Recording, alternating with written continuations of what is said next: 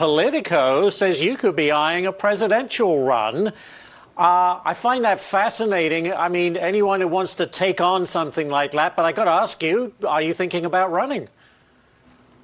So I've been pretty transparent about this. I'm giving it serious consideration. I expect to make a decision in the relative near term. Whoa. But to me, this is less the question of who and more the question of the what and the why. What agenda does the conservative movement actually stand for? And the opportunity that I see is really one to revive a shared national identity that we are missing. My generation is so hungry for purpose and meaning right now, yet we've given up on faith and patriotism and hard work and family. That's what creates this black hole of a void that allows wokeism and transgenderism and climateism to fill the void.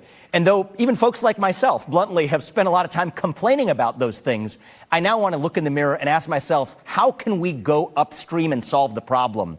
And I think the right answer is to fill that void with the vision of American national identity that runs so deep that it dilutes this woke agenda to irrelevance. That's what I think we need to do. Whether I'm the person to do it, I'm reflecting on that and expect to make a decision in the relatively near term.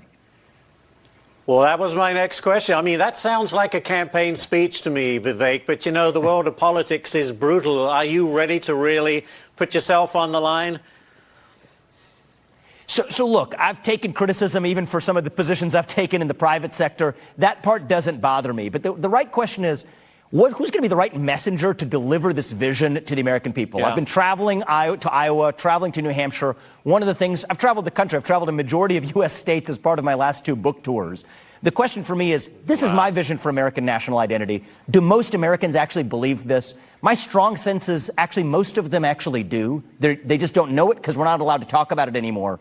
I want to be able to talk about that in the open again. And so I'm giving this real serious consideration and expect to decide relatively soon.